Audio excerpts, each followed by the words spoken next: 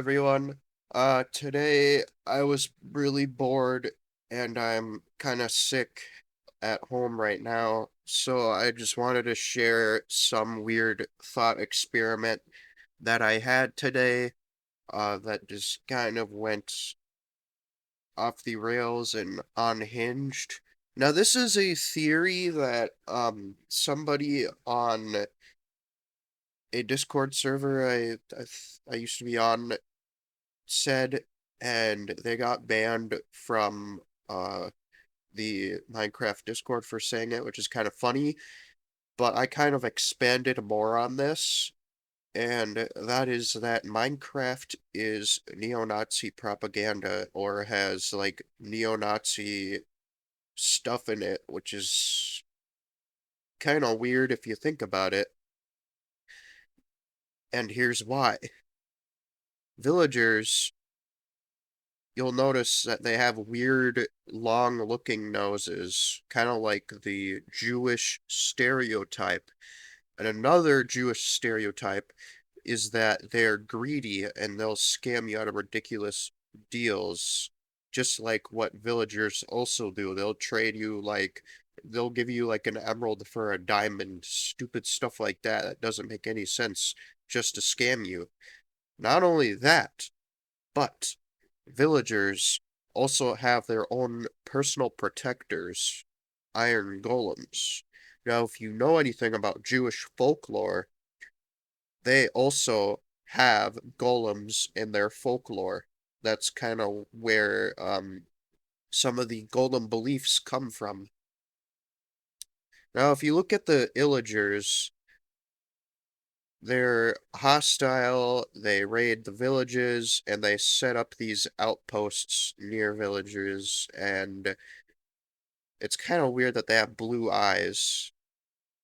According to Nazis, Aryans, which they see as the superior race, can have blue eyes, but Aryans are basically a stereotypical white Scandinavian, so like blonde hair, blue eyes, all that kind of stuff, and a white guy. The Illagers are gray though, which is the same color of World War II German uniforms. The Germans also wore gray uniforms, kind of like the Illagers' skin tone. The Illagers set up these outposts to what I can only speculate, maybe to research and experiment on iron golems, or just keep the golems captive, and maybe these aren't actually research outposts. Who knows?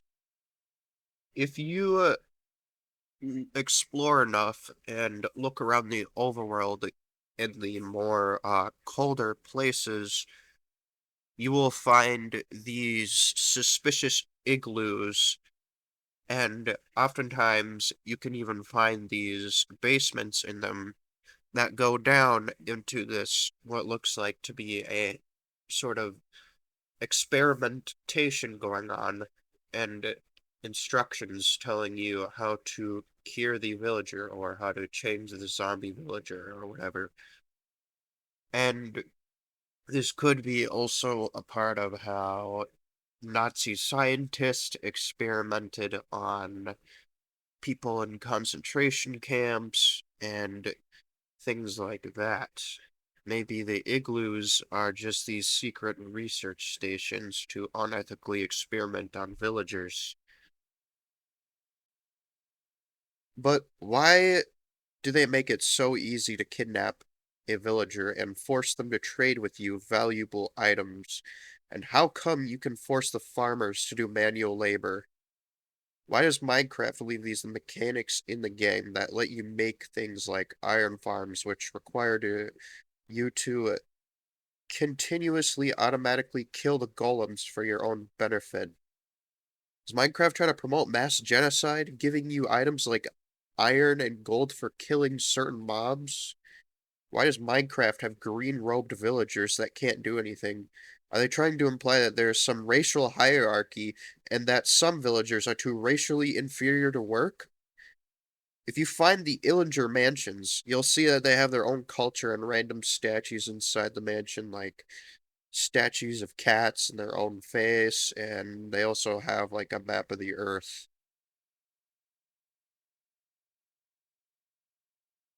Why does Minecraft have ruined portals in the deep dark?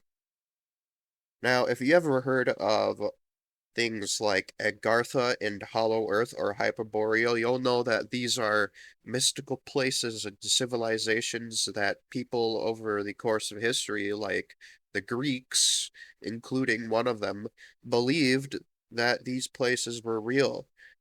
And they were like these long lost civilizations or peoples that existed. And one of these people who believed that these mystical places existed was Heinrich Himmler, which is the leader of the SS Nazis. Some of these beliefs also relate to Germanic paganism, which was like the same belief that the old Germanic tribes during the Roman Empire believed, from what I know. But Himmler sent these expeditions all over the world to try and find these mystical places. He went to places like Tibet and Antarctica to try and find them. They never ended up finding these places. But don't you think it's strange that in the deep dark there is a big, quote unquote, ancient city with what looks like to be a portal frame with imagery like candles around it, and then underneath this portal there's these strange rooms with redstone machines. Was there some civilization that also tried to find these mystical lands by doing these rituals and experimenting with machines, trying to open a gateway to the Hollow Earth? Usually the deep dark is deep into the Minecraft world underground, which, if you think about it, would probably be a place where the gateway to Hollow Earth would be. It kind of makes sense.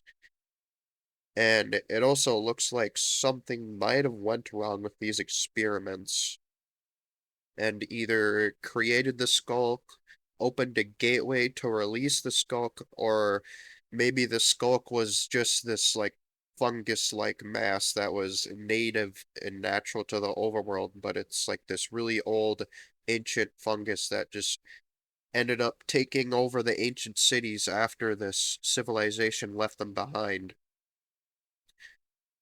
Now, if you know anything about neo-Nazism, you'll know that a branch of neo-Nazism was um, what I had just said, which was Heinrich Himmler's beliefs.